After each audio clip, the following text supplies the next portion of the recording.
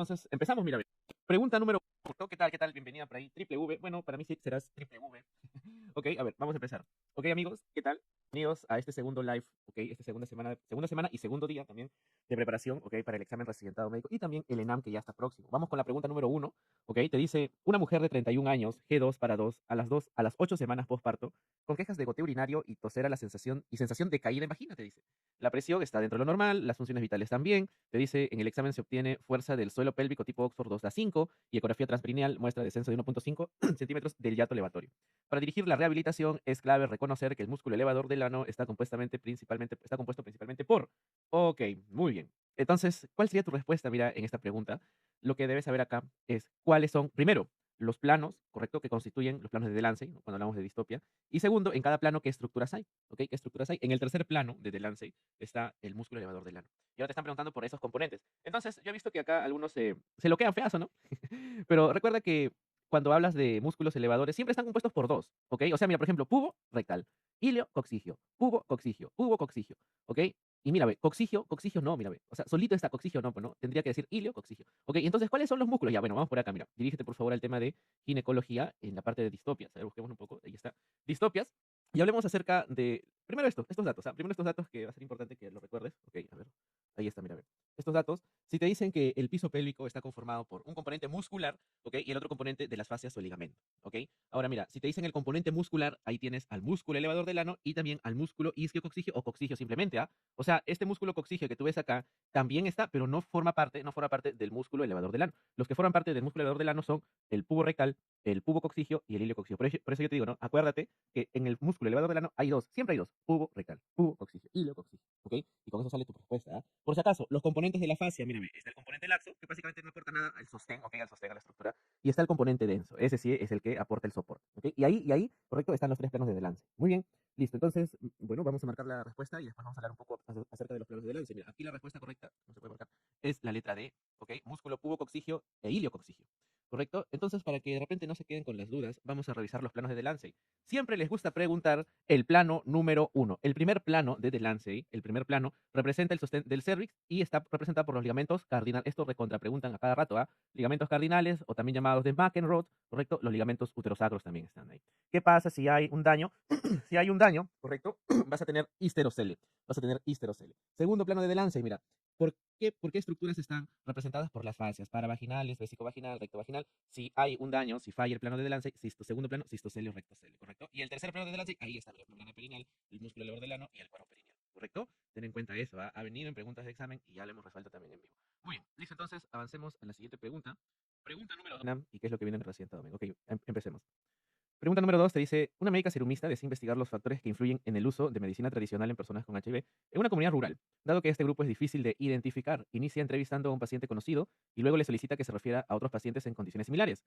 Este proceso se repite hasta completar la muestra. ¿Qué tipo de muestreo está utilizando? O sea, llega a su consultorio y le dice, mire, de repente porque yo no puedo ir donde usted vive, no sé si usted me hace el favor de pasarle esta información a otro paciente o a otra persona y esa persona a otra persona. O sea, si te das cuenta, como que cada vez va aumentando más, ¿ok? Eso de ahí se llama muestreo en bola de nieve. ¿Correcto? Eso de ahí se llama muestreo en bola de nieve. Vamos a revisar en estadística. Mira, esta es una pregunta de estadística. Hasta estadística viene, pues, ¿no? Pero cuando viene este tipo de preguntas, son bastante también ya comentadas, ¿correcto? Bastante también ya. Gracias por ahí, ¿no? Adoro Brasil, excelente. Mira, entonces dirígete, a ver, vamos a hablar acerca del tema del muestreo, ¿correcto? Entonces, las técnicas de muestreo tienes estas, mira, ve. Aleatorio simple, ¿ok? ¿Qué es el aleatorio simple? Bueno, de una muestra eliges al azar, ¿ok? Eliges al azar. De una población eliges al azar, sin ningún orden, ¿ok? El estratificado es cuando lo divides en estratos, por decir, grupo etarios, ¿no es cierto? De 2 a 5 años, de 10 a 15, ¿ok? Etcétera. Muy bien. El sistemático, y esa pregunta es la que te ha venido en el ENAM, ¿ok? ¿Qué te decía el ENAM, no? Te decía que al inicio se escogía a un paciente, al azar te decía, ¿ah? Y entonces como todos vieron al azar, todos dijeron, ok, esto es aleatorio, aleatorio, aleatorio. Pero más adelante te decía, y luego a partir de ese paciente, ese participante al azar, se escogían de tres en tres. O sea, por decir, el número 8 al azar, ya, el 11, el 14, el 17, y así, así, ya. Entonces, cuando tienes un orden, correcto, ese es sistemático. Un orden, pero después que elegiste el azar. Ahí está el ejemplo clásico, ¿ok? Conglomerado para poblaciones grandes y bajemos un poco más al muestreo no probabilístico. Esto lo que te estoy comentando, lo que te he comentado hace un momento es para el muestreo probabilístico, ¿correcto? Y en el no probabilístico, ahí tienes por excelencia a la bola de nieve, mira, la bola de nieve. Para poblaciones de difícil acceso, en el que específicamente tienes que decirte la pregunta que tú contactas a una persona, a un participante participante, y luego le dices a ese participante que pues refiera a otros, ¿no? Tal y cual dice, mira, ve, inicia entrevistando a un participante, paciente conocido, y luego le solicita que refiera a otros en condiciones similares. Ok, eso es muestreo en bola de nieve. Así es, mira, ENAM, RM, ¿correcto? Bajamos un poquito a TAPSA. Quedas dentro de los 10 primeros, directo al grupo de Telegram. Ok, muy bien. Te dice, pregunta 3. Niño de 4 años con diagnóstico reciente de leucemia linfolástica aguda. Actualmente en fase de mantenimiento, ¿cuál de las siguientes vacunas está contraindicada en su esquema? Ok, entonces cuando te pongan que es un niño que tiene algún compromiso en su inmunología, ¿correcto? O sea, en sus defensas, digámoslo así, tienes que saber cuáles son las vacunas que están activas, ¿ok? Las que son vivas, ¿correcto? Las que podrían de repente generar por ahí cierta reacción, aunque es raro, pero aún así se contraindican en este tipo de pacientes. ¿Qué pacientes? Bueno, aquellos pacientes, por ejemplo, HIV, ¿correcto? En aquellos pacientes con leucemias, en aquellos pacientes que están recibiendo quimioterapia, ¿correcto? Se contraindica el uso de las vacunas vivas atenuadas. Entonces, lo que te está preguntando, la pregunta 3 te dice, dime cuál de estas es una viva atenuada y por lo tanto se va a contraindicar en el esquema. Muy bien, entonces mira, dirígete por favor a pediatría y hablemos acerca de las vacunas, ¿listo? Hablamos acerca de las vacunas, sobre todo dos grupos, ¿ok? ¿Quiénes son las vivas atenuadas y quiénes son las que se deben evitar cuando tienes alergia a la proteína del huevo? ¿Ok? Muy bien, entonces mira, inmunización activa.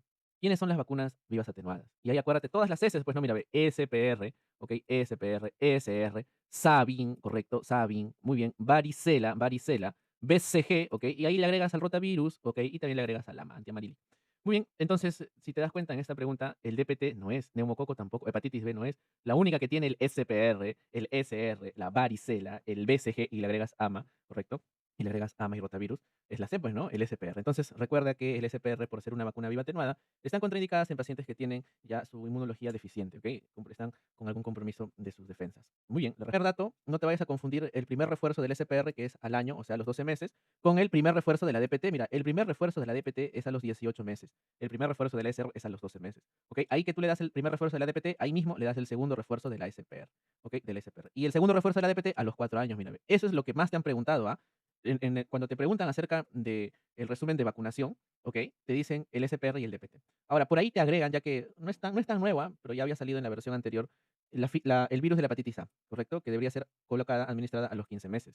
Y después siempre te preguntan rotavirus, ¿no? ¿Hasta cuántos meses se puede colocar la primera dosis, ¿no? Hasta los 6. ¿Hasta cuántos meses se puede colocar la segunda dosis? Hasta los 8, ¿ok? Muy bien. Luego la influenza, de hecho esto también vino en el examen en CAPS, a los 6 y a los 7 meses, ¿ok? El neumococo, mira, ve, 2, 4 y a los 12 meses, mira, y a los 12 meses. Pero ojo, un poquito más de nivel. Cuando te dicen a los 12 meses es la 13 valente. Y cuando te dicen a los 2 años, porque también hay neumococo para los 2 años, mira, la 23 valente, ¿correcto? La 23 valente. ¿Listo? Y después ya no te preguntan mucho, ¿ok? Bueno, de ahí te dicen pues la vacuna para BPH, ¿no? En quinto año de secundaria, a los 10 años, para las mujeres y los varones también. ¿Correcto? Entonces, ahí están los nuevos cambios. Ve tomando el screenshot mientras voy bajando los nuevos cambios de la norma técnica 2024, ¿ok? Y estas son las consideraciones especiales, sobre todo, hasta cuánto tiempo debes de colocar la vacuna, ¿ok? Después que se pasa, pues, ¿no? El tiempo que debería ser puesto. Muy bien, bueno, entonces sigamos avanzando. Ahí la respuesta. Pregunta número 4. Te dice, adolescente de 12 años, traído por madre, quien refiere que hace 2 meses presenta manchas blancas en cara. Al examen, máculas hipocrómicas, redondeadas, algunas eritematosas y bordes no definidos, o sea, mal definidos. Descamación escasa en cara y tórax. ¿Cuál es el diagnóstico? Ok, entonces, cuando te colocan este tipo de preguntas, sobre todo con los datos que te están diciendo, puede ser dos nada más. O bien la tiña versicolor, que es un hongo, es causado por hongo, por eso se le llama tiña. Algunos le dicen también pitiriasis versicolor, o la pitiriasis alba, ¿correcto? ¿Cuál es la diferencia? Fíjate cómo están los bordes. Cómo están los bordes de la lesión, ¿correcto? Porque si te dicen que los bordes están mal definidos o no definidos, acuérdate, mal definidos, malva, ¿cierto? Esa sería la mnemotecnia. Mal definidos, malva. Nada más, tu respuesta era pitiriasis alba. Y algunos marcaron tiña versicolor, sí, pues no, algunos marcaron tiña versicolor, pero por lo que te decía acá, bordes no definidos, luego que se agregaba, pues no, descamación escasa, ¿correcto? Eso era pitiriasis. Aún así vamos a ver la diferencia entre ambas, ¿correcto? Entonces dirígete por favor a dermatología. Esa pregunta ha venido en RMA. Esa pregunta ha venido en RM. Hablemos acerca de las micosis superficiales, ¿correcto? A ver, vamos a ver, me parece, por acá está, mira, por acá está.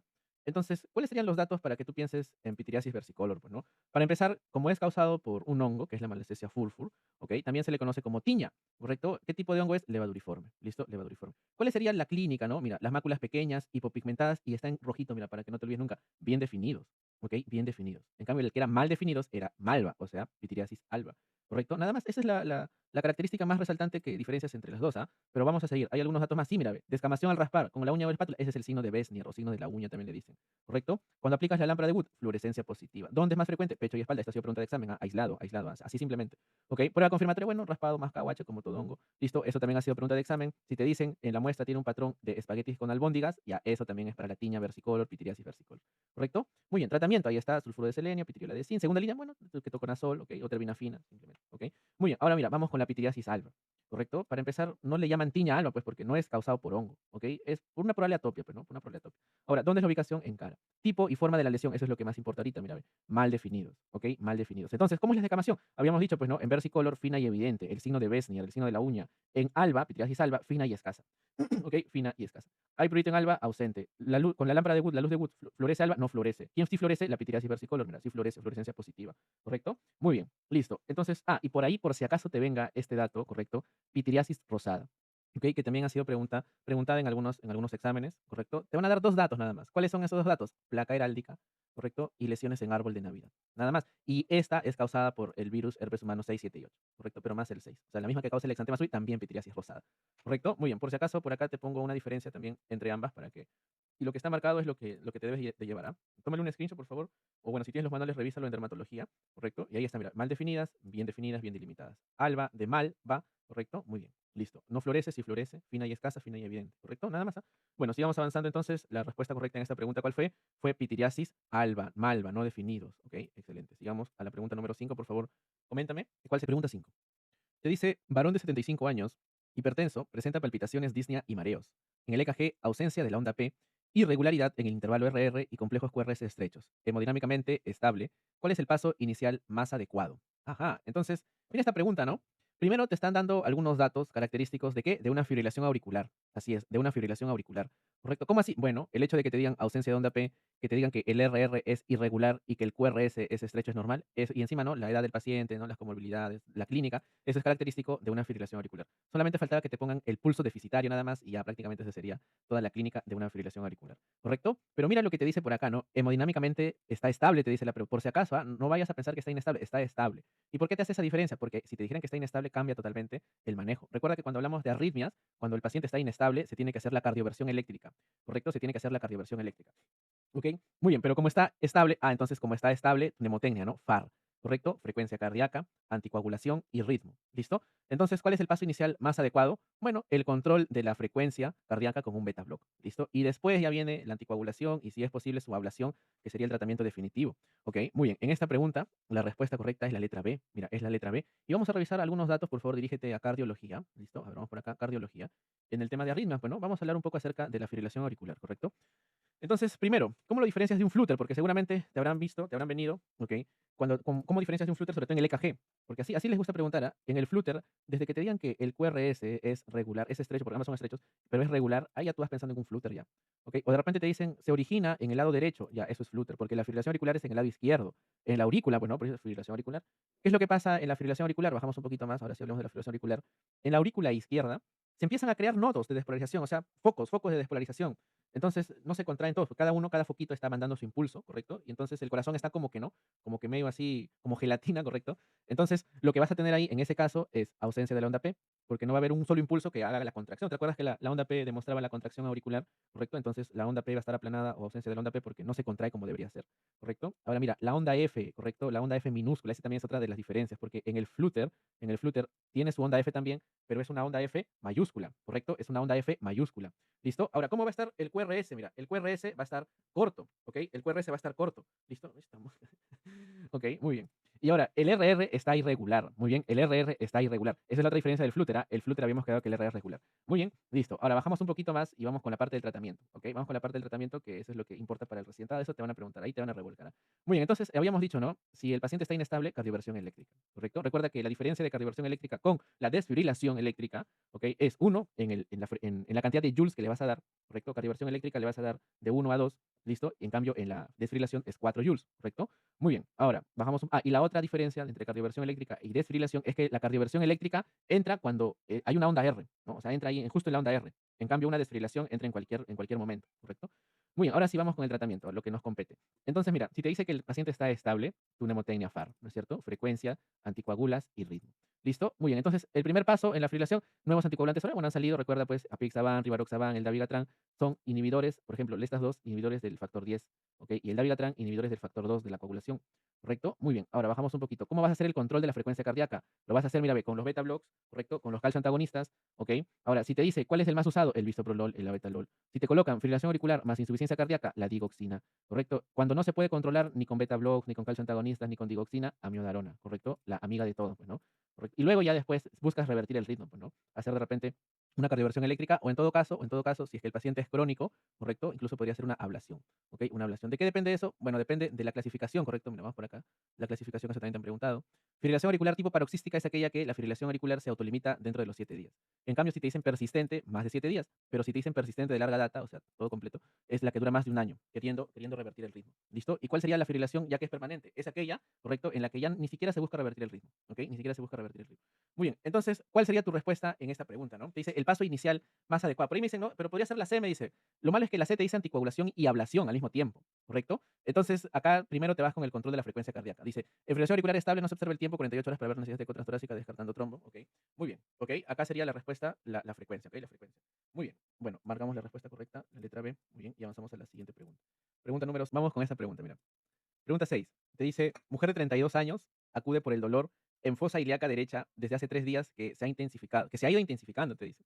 Antecedente de histerosonografía hace 10 días, ¿ok? Le han hecho una histerosono, y claro, probablemente esa haya sido la puerta de entrada, pues, ¿no? Esa haya sido la puerta de entrada, pues, ¿no? Pero, ¿qué más te dice? Al examen, la temperatura está en 37, la frecuencia cardíaca está en 80 y el tacto vaginal. Oye, esta mosca no me va a dejar banquear. A ver, creo que ya cayó ya. Le di en la cabeza. Ya está, bueno, sigamos desde cero, desde cero. ¿Ah? Bueno, a ver, ya cayó, ya cayó. Manolito le envía.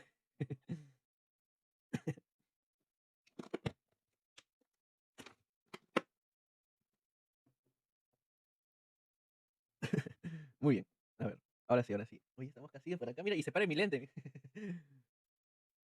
Está loca esta mosca. Espérame, espérame. Ya está. Ya, espera, no te aloques. Te estoy dando batalla, así es. Ya está. Ahora sí, un poquito más. Lo que estamos locos. Ok, ok, muy bien. Bueno, ya saben por qué me lavo las manos. Me desinfecto las manos. Muy bien, no creas que la agarran en el aire. Es una ilusión, dice. No, mira, te muestro acá está, mira.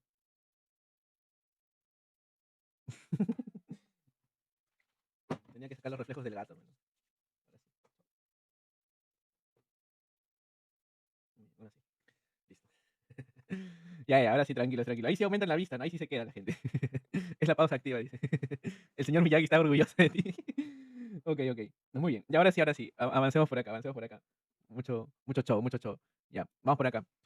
Pregunta 6. Te dice, mujer de 32 años acude por dolor en fosa ilíaca derecha desde hace 3 días que se ha intensificado. Te dice. Antecedentes de histerosonografía. Y claro, ¿no? Lo más probable es que esta haya sido la puerta de entrada de la infección. Hace 10 días. Se dice, al examen, la temperatura está en 37, la frecuencia en 80, el tacto, dolor a la movilización del cervix, signo del candelabro, ¿no es cierto? Y eso ya te dice que es un grado 2 de Monif, ¿verdad? Grado 2 de Monif. Dice, se evidencia flujo vaginal con mal olor. Se evidencia flujo vaginal con mal olor. Y en el ECO-TV, un útero de 7 centímetros, presencia de líquido en fondo de saco.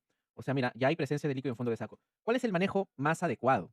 ¿Correcto? ¿Cuál sería el manejo más adecuado? Entonces, muy bien, para definir el manejo tenemos que decir, pues, qué grado es, porque cuando revisamos, ¿te acuerdas? En ginecología, EPI, muy bien, EPI, a ver, vamos por acá, enfermedad pélvica inflamatoria, muy bien. Entonces, veíamos que dependiendo del grado de Monif, tendrías que administrar un tratamiento. Y de hecho, en el grado 1, ¿correcto? Donde hay un dolor nada más, dolor nasalpingitis, ¿correcto? El manejo sí es, bueno, con la ceftria, la doxy y el metronidazol. Y el manejo es ambulatorio, mira, el manejo es ambulatorio, ¿correcto? Pero cuando ya te empiezan a hablar de grado 2, ¿correcto? El manejo es hospitalario, ¿listo? El manejo es hospitalario, ¿correcto? ¿Y qué te dicen las guías? Clinda y Genta, ¿correcto? Clinda y Genta. Muy bien. Entonces, la respuesta acá, mira, ve, era la letra B, Clinda y Genta, ¿correcto? Algo simple, entonces, mira, que quede esto para siempre, mira. Y acá arriba también lo he puesto, ¿ah? Entonces, si tú tienes un estadio 1 de Monif, salpingitis más dolor, ¿no? Nada más. Tratamiento ambulatorio, su ceftria, su doxy y su metronidazol. ¿ya? Ahí va su cefrea, su doxi y su metronidazol. Pero cuando ya te hablan de estadio 2 de Monif, donde te dicen pues el dolor a la movilización del cervix, correcto, el signo del candelabro, o signo de Chandelier también de repente. Incluso te dicen que hay líquido libre, mira en la pregunta, ¿no? Presencia de líquido en fondo de saco, ¿ok? Entonces, esta paciente ya es para que sea un manejo más agresivo, ¿correcto? Un manejo más agresivo. Y ahí el tratamiento es clindamazgenta, ¿ok? Clindamazgenta. Ahora, si te dicen, ya claro, ahora si te dicen abscesos, ¿correcto? ¿Te acuerdas que ayer veíamos pues, ¿no? una pregunta parecida y te decía que tenía, estaba en estadio 3 porque te decía que tenía absceso, ¿correcto? En estadio 3 y en estadio 4 laparoscopia. De hecho, en ambos estadios, obviamente su antibiótico, pues, ¿no? Su antibiótico, pero lo recomendado es la laparoscopia. Ahora, si me das, o me dices, me preguntas de repente un número, ¿no? Para hacer el drenaje del absceso por laparoscopia, más de 9 centímetros, ¿correcto? En este caso, más de 9 centímetros. Muy bien. Bueno, entonces marcamos la respuesta, pues, ¿no? Clindamicina más gentamicina porque estamos en un grado 2, ¿correcto? Mira, líquido en fondo de saco, ¿ok? Si te hubiera dicho que es un grado 1, nada más, la peliperitonitis o el dolor, salpingitis, doxi, cefria y metronidazol. Pero cuando pues te dan el diagnóstico arriba, ¿no? Dismenorrea, ¿ok? Tiene dolor a la defecación, es cierto. Ahorita vamos a ver la clínica. Y tienes un tumor quístico, mira, de 3 centímetros. Y la pregunta es clara, te dice, el tratamiento de primera opción, además de los analgésicos. ¿Qué le tienes que administrar a esta paciente? Mira, dirígete entonces, justo ahí estamos hablando de ginecología. Busquemos el tema de dismenorrea. A ver, dismenorrea, dismenorrea. Muy bien, mira, por acá está dismenorrea. Muy bien, entonces en la clínica, ya es importante porque algunos dicen, pero es asociado a la defecación, de repente eso puede ser otra cosa, ¿ok? Mira, en la clínica de la dismenorrea, ¿dónde está por acá? La causa, el diagnóstico, la dismenorrea, muy bien, ahí está, mira. Es un dolor inadecuado que acompaña, para empezar la definición, ¿ok? Es un dolor inadecuado que acompaña a la regla. ¿Listo? Dolor que aparece con la regla, desaparece a los 3 días. ¿Listo? Desaparece. Es diferente al síndrome premenstrual. Como su nombre dice, síndrome premenstrual es antes de, y es los cambios fisiológicos que te van a producir el dolor, ¿correcto? Tienes dismenorrea primaria o dismenorrea secundaria, como su nombre dice, pues no, secundaria a algo, o sea, un problema orgánico. ¿Listo? Bajamos un poco más, bajamos un poco más. ¿Listo? Muy bien. Entonces, mira, por ejemplo acá, ¿no? ¿Cuál sería, ¿no? el diagnóstico? ¿Cómo se hace? Con una eco-TB más la clínica. Ahora, te van a decir, mira, ve, la clínica, dolor atípico, te arde, te punza, dolor cólico, que se va a una de las, o sea, a uno de los lados, ¿ok? A uno de los lados, ¿listo? Ahora, es un dolor, por si acaso, que no tiene náuseas, vómitos, sudoración, pero mira, es un dolor que va con hematoquesia, con sangrado. Entonces, cuando a ti te coloquen este dato, ya tú vas pensando en una dismenorrea. Muy bien. Y bueno, lo bueno es que en esta pregunta ya te están diciendo, pues, que tienes dismenorrea y simplemente están diciendo el tratamiento. Muy bien, entonces bajamos el tratamiento de la dismenorrea, ¿correcto? Mira, de inicio, sus compresas calientes. Luego, sus analgésicos, ¿correcto? Muy bien. Y si es que ya después, por último, ya pues no, ¿correcto? No, no calma, los ACOS, ¿correcto? Los ACOS, mira, ahí están, los ACOS. Luego de eso, la progesterona, ¿no? Los AINES más los ACOS, combinación, ¿correcto? Muy bien. Ahí lo tienes entonces, la respuesta correcta es la letra ACOS, ¿ok? Anticonceptivos orales. Muy bien. Y ahora me dice, claro, por el vidrio esmerilado, ya pues no, pero no te dice, ojo, te dicen vidrio esmerilado, no te dice achocolatado, ¿correcto? No te dice achocolatado. Muy bien, la respuesta correcta aquí es anticonceptivos combinados para el dolor. O sea, se debe juntar, pues, ¿no? Cuando no hay efecto solamente con los AINES, los anticonceptivos orales combinados. Muy bien. Pregunta número 8, a ver. Y para endometriosis me dice, claro, es diferente, en realidad, correcto, es diferente, pero vamos a colocar, mira, la clínica, vamos a ver por acá, rapidísimo ya, endometriosis, porque eso también te pueden preguntar, endometriosis pélvica, endometriosis, mira. Para endometriosis, la forma, ¿no? en que te van a presentar a la paciente, casi, casi parecida, pero ahí está, mira, ve, el tumor en vidrio esmerilado, ¿correcto? Pero cuando tú lo veas achocolatado, ya eso prácticamente te confirma, ¿correcto? Eso prácticamente te confirma. ¿Y cuál sería el manejo? Mira, el manejo, AINES, ACOS. Luego de eso, si es severo, refractario, agonistas o antagonistas de la GnRH. Muy bien, endometrioma, menos de 5 centímetros, manejo médico. Endometrioma ovárico, mayor o igual a 5 centímetros, cirugía laparoscópica, ¿correcto? El riesgo de torcerse. Ok, muy bien. A ver, ¿qué más tenemos por acá? Bueno, en endometriosis, pues acuérdate, el signo, ¿no? De pólvora, ¿no? Pólvora. Bueno, vamos avanzando. Pregunta número 8, por favor, coméntame. La 7 ya está. Pregunta número 8, por favor, coméntame cuál sería tu respuesta. El escolar de 7 años presenta aplanamiento plantar bilateral asintomático. Al examen, disminución del arco plantar y valgo de talón. Y al inducir elevación del arco, desaparece.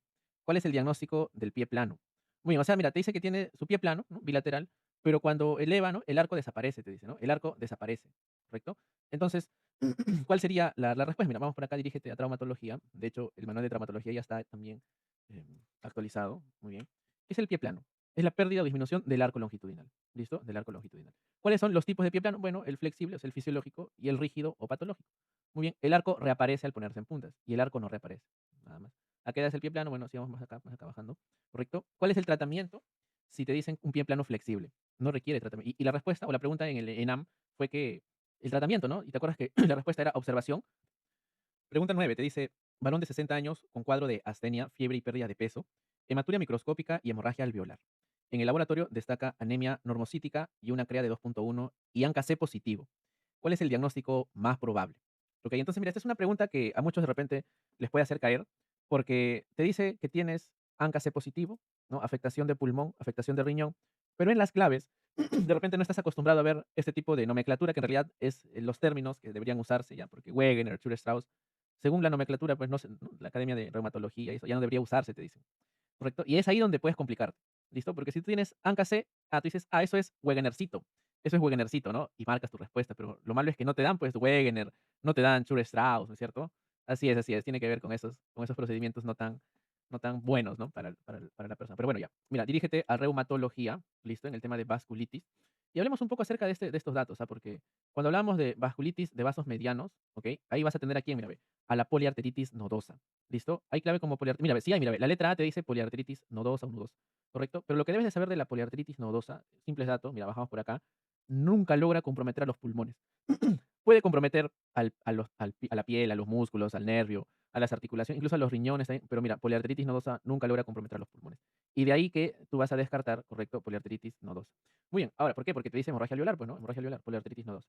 Ya, ahora sigamos avanzando, bajamos un poquito más. Y recuerda que la poliarteritis nodosa es para vasos medianos, ¿correcto? Mira, es ANCA negativo, ¿correcto? Y no afecta pulmón, y no afecta pulmón. ¿Listo? Ahora, por ahí tienes la poliangiitis microscópica, que también es para vasos pequeños, ¿correcto? Este sí afecta pulmón, este sí afecta pulmón. ¿Listo? Y ahora, si bajamos un poco más a vasos pequeños, mira, ahí vas a entrar, esa es la poliangiitis microscópica que estábamos hablando, ¿correcto? Pero cuando entramos a hablar del Schur-Strauss, cuando entramos a hablar del Wegener, ¿correcto? Dato clave, para que tú pienses en Wegener, o también llamado granulomatosis con poliangeitis, ¿correcto? Como dijeron por ahí, itis, ¿correcto? Como dijeron por ahí, pues no, itis, ¿correcto? Como dijeron por ahí, pues no, es con poliangeitis, ¿ok? Granulomatosis con poliangeitis. Muy diferencia entre un Wegener, ¿correcto? Y también entre un Schur-Strauss, porque el otro nombre para Schur-Strauss, ¿ok? Es la granulomatosis con eosinofilia, ¿correcto? Granulomatosis eosinofílica o con eosinofilia. O bueno, lo que te dice acá, pues no, vasculitis necrotizante con eosinofilia. En ese caso, ahí te van a dar eosinofilia, componente atópico, pero bastante grave, bastante severo. ¿Correcto? Entonces, en conclusión, si te dicen granulomatosis con poliangeitis igual a Wegener, ANCA C, afecta pulmón, afecta riñón y afecta la piel. ¿Correcto? Si te dicen granulomatosis con eosinofilia, ¿correcto? Entonces, Schur-Strauss. ¿Ok? Schur-Strauss ya no es ANCA C, pues es ANCA P. ¿Correcto? Mira, vamos por acá, mira. Schur-Strauss, ¿ok? Es el ANCA P. Muy bien. Otro dato de Schur-Strauss, bastante componente atópico, ¿no? Van a decir paciente que fue asmático, ¿correcto? O paciente que tiene alergia, ¿listo? Ok. Eso es para Schur-Strauss. O eosinofilia más de 10%. Ok, muy bien. Y bueno, si tienes los manuales, hay un cuadro, ¿no? Que te hace la diferencia entre Schur-Strauss y granulomatosis, ¿correcto? Poliangeitis eosinofílica, el otro es granulomatosis con poliangeitis. Y más abajo está este cuadro, que es un cuadrazo, la verdad. Ok. Donde ahí te doy algunos datos. Por ejemplo, si te dicen nariz sencilla de montar, Wegener, ¿correcto? Rinosinusitis crónica, Schur-Strauss, ok. Muy bien, ahí la tienes entonces, para que lo tomes tu screenshot. Entonces, como te dicen, mira, se afecta riñón, se afecta pulmón. Y encima es ANCA C positivo, eso es un Wegener, granulomatosis con poliangeitis. Pues te dice, mujer de 30 años acude por pérdida de peso de 8 kilos en 3 meses, palpitaciones, ansiedad, insomnio. Al examen, la temperatura es de 130 sobre 80, la frecuencia es taquicárdica, mira, tiroides no palpable, no hay exoftalmos, la TSH suprimida y la T4 elevada. O sea, eso te está diciendo, ¿sabes qué? Es un hipertiroidismo primario, ¿verdad? Es un hipertiroidismo primario, porque la T4 está elevada, ¿no es cierto? Y como la TSH, bueno, arriba la hipófisis sabe que la T4 está elevada, ya no produce, ¿ok? Ya no produce. Porque si hubiera estado alta, la TSH alta, eso sería un hipertiroidismo secundario, ¿ok?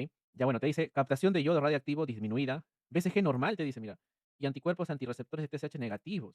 Entonces, partamos desde este dato último, ¿correcto? Mira, este dato último que te dan, te dice, por si acaso, TSH, dice, los anticuerpos antirreceptores de TSH, o sea, el TCI es negativo, te dice. ¿No es cierto? Entonces, para que tú pienses en la A, que es la enfermedad de Graves-Basedow, que de hecho es la causa más frecuente de hipertiroidismo, tendrían que decirte que tienes los anti-TCIs positivos, pues, ¿no? O el anticuerpo antirreceptor de TSH positivo, pero ahí te dice que está negativo, ¿no? Entonces, de hecho, que ya la A descartas, ¿listo? Y por ahí me dicen, la D descartado también me dicen, claro, ¿no? ¿Por qué la D descartada? Bueno, en la tiroiditis subaguda, si bien la tiroiditis subaguda también vas a encontrar captación de yodo disminuida, ¿correcto? En la tiroiditis subaguda hay dos cosas que no deben faltar. Uno es el dolor, que en ningún momento te dice, ¿correcto? Y lo otro es la parte inflamatoria, el BCG elevado, o fiebre de repente ya. Pero mira lo que te dice, ¿no? BCG normal. Entonces, la A y la D descartada, así es. Ahora tenemos entre la B y la C, te dice. Entre la B y la C, ¿correcto? Adenoma tóxico, mira. ¿Qué es? Bueno, su nombre mismo dice, bueno, adenoma, ¿correcto? Tiroides no palpable, ¿no? Ahora dices, pero un adenoma puede ser que no se palpe, de repente está profundo. Ya está bien. Captación de yodo radioactivo disminuida. ¿Qué ha pasado en esta paciente? ¿No? La paciente que le gusta bajar de peso sin hacer ejercicio, ¿no? Se administra sus hormonas tiroideas, se administra sus laxantes, ¿ok? Muy bien, eso es lo que ha pasado en este caso. Entonces, la respuesta correcta es una tirotoxicosis facticia. Muy bien. Y mira, voy a mostrar esto. Dirígete a endocrinología en el tema de hipertiroidismo. Y esto es lo que debes de saber, porque con esto sale la máxima cantidad de preguntas, ¿ah? Porque lo demás tú ya lo sabes, ¿ah? Lo demás tú ya lo sabes. Entonces, mira, si te dicen la captación aumentada, ¿en quién estaba aumentada? Mira, Graves Basedow, aumentada. Adenoma tóxico, aumentada. Bocio multinodular tóxico, aumentado. O sea, las tres claves, bueno, las dos que te dicen acá, mira, ve, adenoma tóxico y enfermedad de Graves, ya con el simple hecho de saber que la captación de yodo está disminuida, lo eliminabas, mira, ve, lo eliminabas. Y no era una tiroiditis aguda porque el BCG está normal. ¿Por qué? Porque tanto la tirotoxicosis como la tiroiditis aguda sí te van a dar captación de yodo radioactivo disminuida. Mira, y ahí está, mira. Captación de yodo disminuida, tiroiditis, ¿correcto? Y la tiroiditis facticia, o sea, la ingesta exógena, ¿ok? Ya, esos te van a dar. Pero ¿cuál sería la diferencia? Bueno, la diferencia está en el BCG. Ya, el BCG tendría que estar alto para tiroiditis y bueno, para tirotoxicosis no necesariamente. La respuesta correcta. Pregunta número 11. Te dice, varón de 65 años hipertenso, consulta por fiebre de 38,8, tos productiva con esputo amarillento y disnea de 3 días. Al examen la frecuencia respiratoria en 24, la temperatura 130/80, orientado, eso es lo bueno. Crepitantes en base derecha, radiografía de tórax, consolidación lobar derecha y el BUN de 22. Ah, más de 20. ¿Cuál es el tratamiento inicial más adecuado? Ok, entonces lo primero que debes de hacer es sacar su CUR 65, pues, ¿no? Si estás ante el caso de una neumonía, correcto, CUR 65. Ok, mira, tiene 65 años, un puntito, ¿no? ¿Qué más? A ver, vamos parte por parte. La C de CURB, o sea, CURB, correcto, 65, va a empezar con la C de confusión.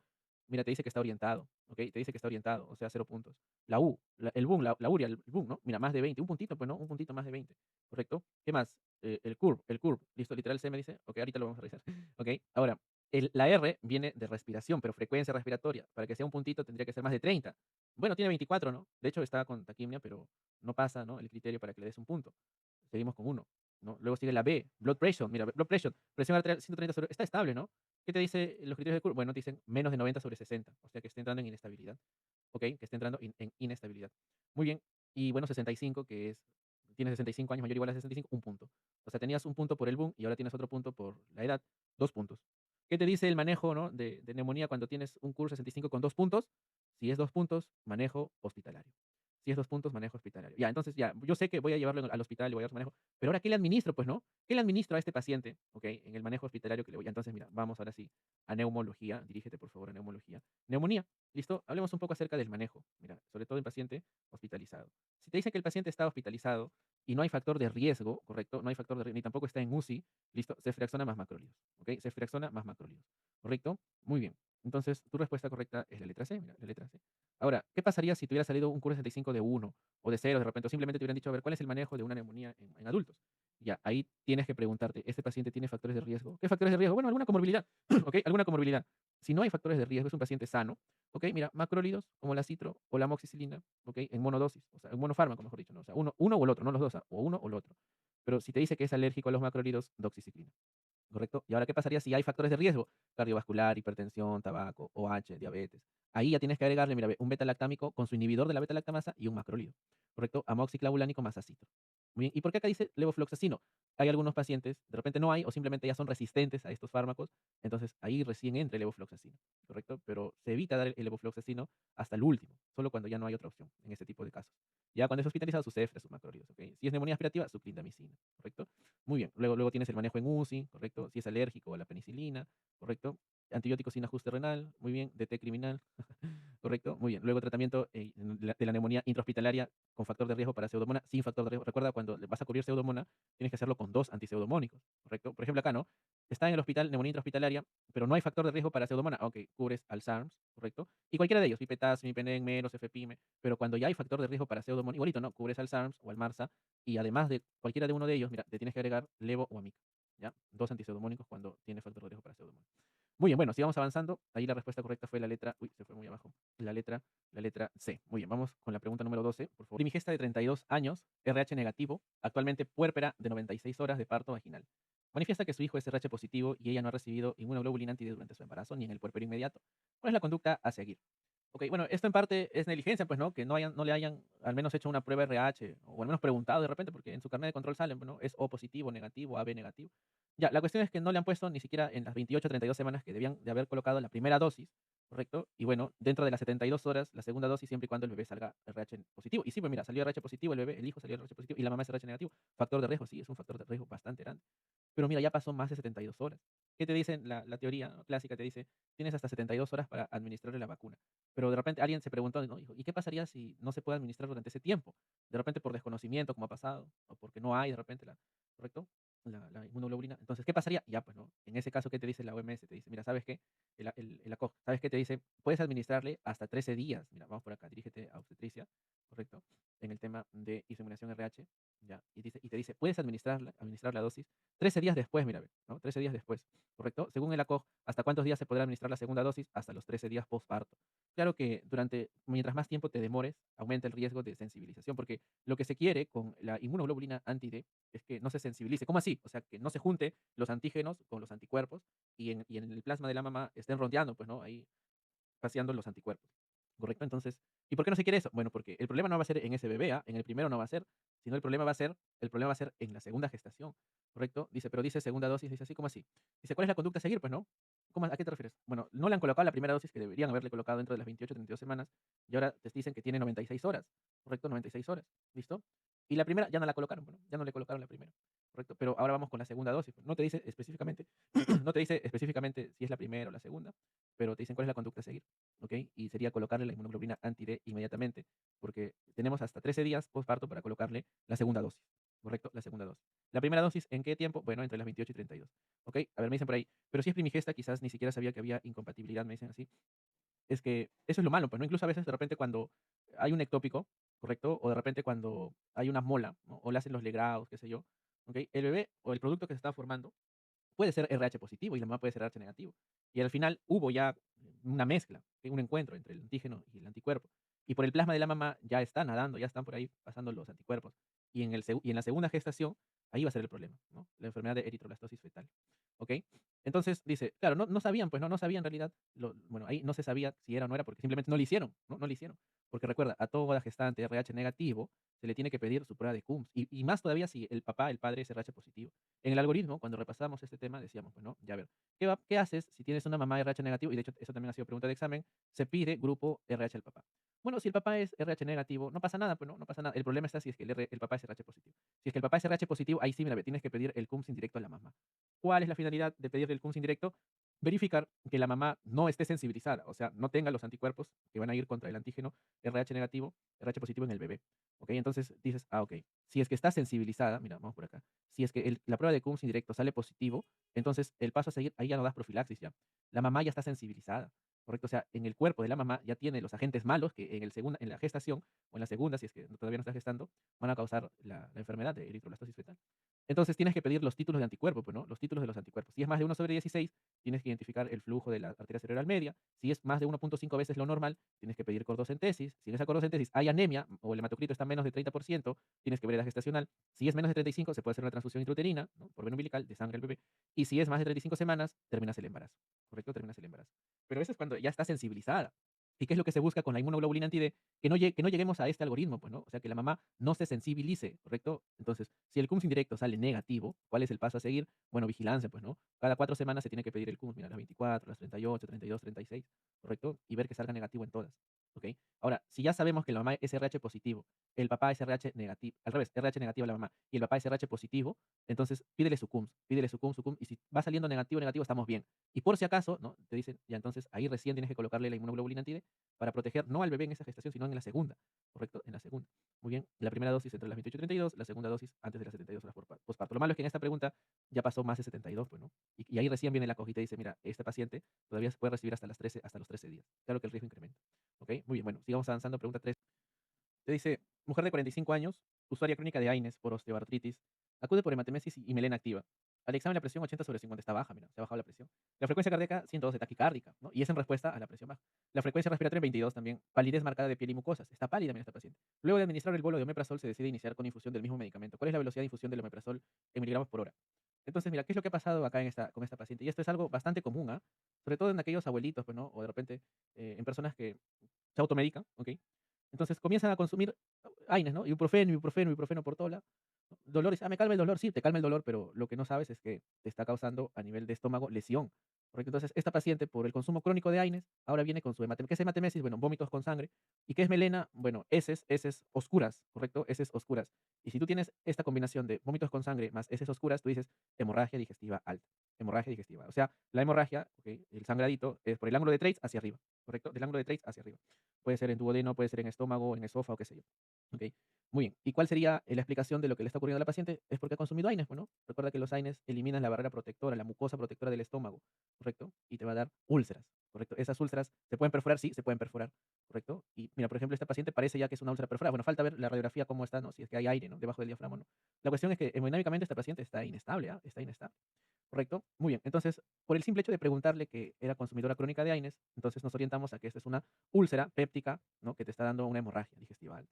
Ok, bueno, entonces le han administrado el omeprazol y dice, ahora se decide con infusión. O sea, mira, hay dos fases, ¿ok? Dirígete por favor a gastroenterología en el tema de hemorragia digestiva alta, ¿verdad? Por acá, hemorragia digestiva alta. Muy bien. Entonces, acá hay algunas preguntas que han venido, ¿no? De varices esofágicas, de las úlceras pépticas, ¿ok? Lo que debes de saber, vamos por acá, a ver, enfermedad, acá está, mira, muy bien. Lo que debes saber es lo siguiente. Primero, ¿no? ¿Cuál es el pilar del manejo del tratamiento en hemorragia digestiva alta? Mira, el pilar es administrarle fluidos, ¿correcto? Administrarle fluidos, o sea, estabilización hemodinámica. Le van a colocar dos vías periféricas, ¿ok? Dos vías venosas, dos accesos venosos, y le van a pasar cloruro. ¿Listo? Cloruro. Pero cuando ya el sangrado ha sido bastante, ¿correcto? Cuando ha bajado su hemoglobina a menos de 7, en ese caso ya requiere transfusión, mira, ya requiere transfusión. Y si la paciente o el paciente tiene alguna comorbilidad, no sé, pues IMA, o es cardiópata, o enfermedad cardiovascular, con menos de 9 nada más, ya les tendrías que estar pasando, ¿no? Su paquete, ¿ok? De sangre. Ese es el segundo paso. Ahora, luego de eso, vamos a tratar la úlcera péptica. ¿Y cómo lo haces? El omeprazol. ¿Listo? El omeprazol. Recuerda que el omeprazol es un inhibidor de la bomba de protones.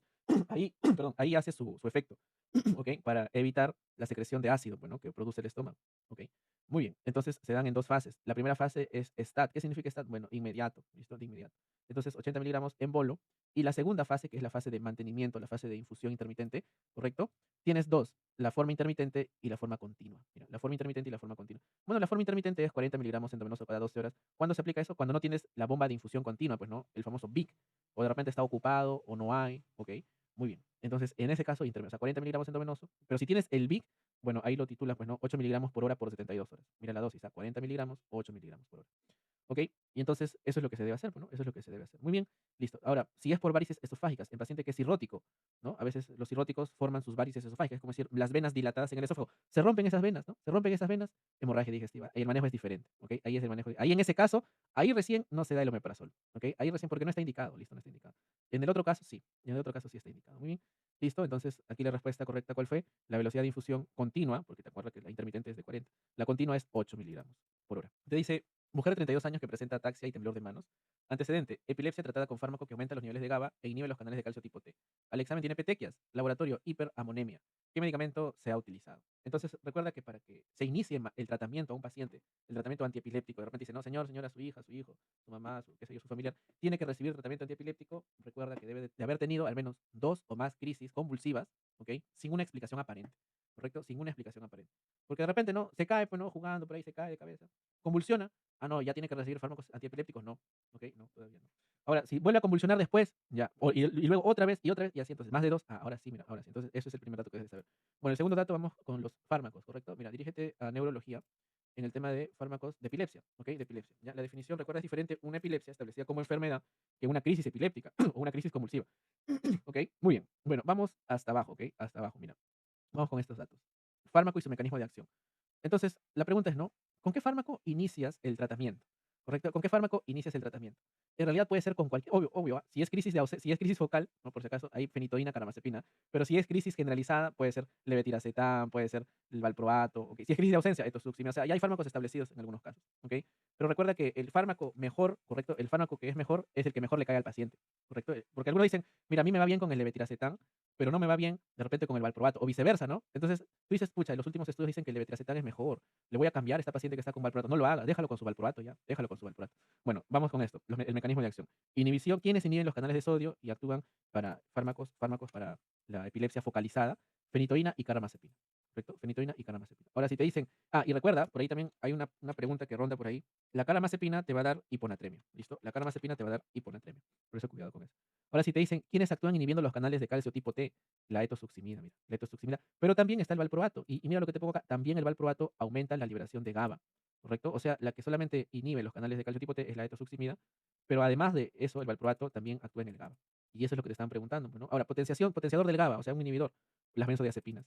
Pero ojo, y ahí mira la diferencia entre la benzodiazepina, ¿correcto? Y entre lo barbitúrico, como el fenobarbital. Mira, la benzodiazepina aumenta la frecuencia de apertura del canal GABA. ¿correcto? O sea, en un minuto, por decir, se abre 100 veces. Antes se abría en un minuto 10 veces, ahora se abre 100 veces. Aumentó la frecuencia, el número de veces que se abre. Y el fenobarbital, ¿correcto? Aumenta la duración. ¿Ok? De repente se abre, ¿no? En un minuto se abre 10 veces, pero el tiempo que se mantiene abierto ya no es de 2 segundos, sino es de 4 de repente, ¿no? O sea, aumenta la duración. ¿Ok? Pero aún así sigue siendo la misma frecuencia. Muy bien, entonces aquí la respuesta correcta es el valproato, ¿ya? La ABC. Muy bien, a ver, pregunta 15, te dice, varón de 72 años con antecedente de POC, estadio Gol D, extraído de emergencia por aumento de disnea, tos con esputo purulento, uso de músculos accesorios, la presión 135/80, la frecuencia cardíaca 112, la respiratoria en 30, la saturación en 87 con oxígeno por cánula 2 litros por minuto, y la gasometría tienes un pH de 7,28, ácido, ¿no? Un PCO2 de 62, elevado. Bicarbonato de -29 está queriendo compensar, ¿no? Estamos en una acidosis respiratoria compensada. ¿Cuál es la conducta inmediata más adecuada? ¿Ok? Entonces, mira, en este paciente, ¿no? ¿Cómo está la parte oxigenatoria? Está en 87%, está desaturando. Hay que ayudarle, bueno, hay que ayudarle a este paciente en la parte oxigenatoria. Y ahora la pregunta es, ¿qué le administro? ¿O qué le coloco?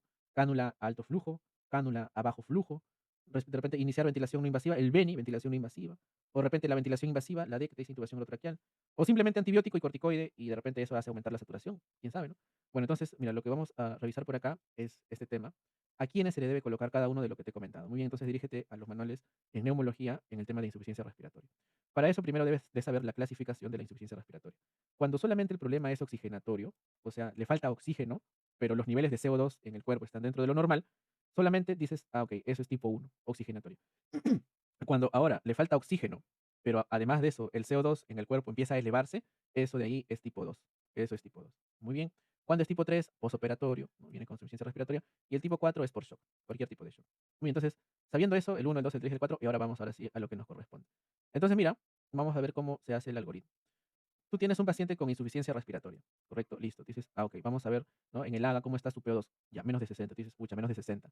Hasta este momento es oxigenatoria, o sea, nivel 1, ¿no es cierto? O grado 1, ¿ok? Lo único que está faltando es oxígeno.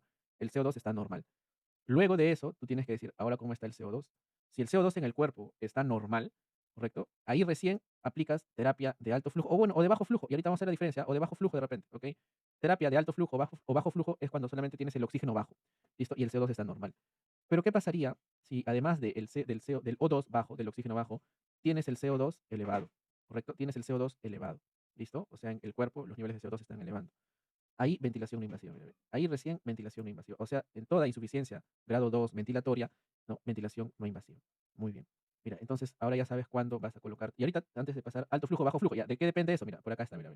Alto flujo o bajo flujo. Bueno, bajo flujo se entiende pues que el paciente sí tiene una desaturación, pero no es tan grave que digamos, pues, ¿no? O sea, el paciente no está, como por ejemplo, ¿no? Para alto flujo, edema agudo de pulmón, o neumonía grave, o COVID severo, o una crisis asmática grave, o de repente no está por debajo de 90, no hay signos de hipoxemia, no hay disnea, taquimia, uso, ¿no? Ya, si no hay nada de eso, ventilación de bajo flujo. Pero cuando ya empieza a tener esto, lo que te comento, ventilación con alto flujo, o oxígeno en alto flujo, ¿correcto? Esa es la diferencia. Pero si además de la parte del oxígeno que le falta, se aumenta el CO2, recién ahí tu Beni, mira, ve. Entonces, ¿a quién es dar el famoso Beni, ¿no? Ventilación no invasiva, mira, ve. EPOC moderado, ¿correcto? Edema agudo de pulmón. Muy bien, deterioro neuromuscular progresivo, ¿ok? Apnea del sueño también, ¿ok? O post-extubación. ¿Listo? Entonces, ahora regresamos a la pregunta. Ya, ventilación mecánica también por si acaso, ¿ah? Cuando el paciente ya tiene trastorno de conciencia, cuando tienes un PAFI menos de 150, cuando no elimina secreciones, sudor inestable, estridor, el paciente entra en apnea, ahí ventilación mecánica, orotraqueal. Ahora mira, ahora sí lee la pregunta. Muy bien, de nuevo, todo de nuevo. Y entonces mira, te dice 72 EPOC. O sea, desde que te dicen EPOC, en tu mente va a estar dos cosas nada más. O bien un BENI, o bien una ventilación invasiva, o sea, una intubación orotraqueal, como dice la D. ¿Y por qué? ¿De qué depende eso? De cómo está el trastorno del sensor. O sea, si el paciente está consciente, ¿correcto? BENI. Si el paciente está inconsciente, intubación orotraqueal. ¿Ok? Ventilación mecánica. Bueno, sigamos leyendo. EPOC, extraído de emergencia por aumento de disnea, tos con esputo purulento, uso de músculos accesorios. Incluso este paciente cumple los criterios de Antonisen, ¿verdad? Para EPOC exacerbado. Muy bien, aumento de la disnea, aumento de la tos, esputo feo, ¿no es cierto? Fiebre, ¿no? ¿Ok? Y mira, ve, la presión ya, bueno, te dan las constantes vitales, te dicen por si acaso está desaturando, ya tiene oxígeno a cánula a 2 litros por minuto, ¿no? Pero eso no le va a ayudar en nada. Pero mira cómo está el PCO2, mira, el PCO2 está aumentado, ¿ok? El PCO2 está aumentado. ¿Y qué debes de hacer cuando el PCO2 está aumentado? Bajamos un poco más. ¿Qué debes de hacer cuando el PCO2 está aumentado? Si está aumentado, ventilación no invasiva. Ahí recién ventilación no invasiva, ¿correcto? Buscas ventilación no invasiva, bueno, la te dice iniciar antibióticos y corticoides inhalados. De hecho, antibióticos sí, pues, ¿no? Recuerda, el Haemophilus influenzae, amoxiclav, ¿listo? Aumentar flujo oxígeno, o sea, te está diciendo, aumentale ya no a bajo flujo, sino en alto flujo, ¿ok? Entonces, puede ser, pero si ya te dicen que tienes el CO2 elevado, mejor inicias ventilación no invasiva con presión positiva. La respuesta correcta es la letra C. Muy bien, esta pregunta ha venido en Residentado Médico 2025, ¿ah? Y yo me acuerdo que sí te había comentado eso, o sea, te estoy nuevamente volviendo a comentar por si es que otra vez te viene. ¿ok? Ahora, si te hubieran dicho de repente, ¿no? Todo es puto purulento y pérdida de conciencia o con trastorno del sensorio o somnoliento, apagado, qué sé yo, ahí recién intubación urotraqueal inmediata, ¿ya? Muy bien, bueno, entonces, con eso en descargar algunos manuales, ¿ok? En mi perfil hay un forms. Tú haces clic a ese forms y descargas algunos manuales que están disponibles, ¿ah? El de cirugía está disponible totalmente, algunos solamente algunas partes, ¿no? Y ahí vas a encontrar el índice y las cosas que hacemos, ¿ah? Muy bien, amigos, dentro de unos 25 minutos por Telegram seguimos banqueando y luego del segundo live, que es a las 7:30, a las 10 de la noche, igualito, ¿ok? Todos los días en 2 horarios. Y para los chicos, como les decía, ¿no? Los que están en Telegram Demo, ¿ok? Que es un grupo donde pues, van los chicos de... Incluso el link puede entrar, ¿ah?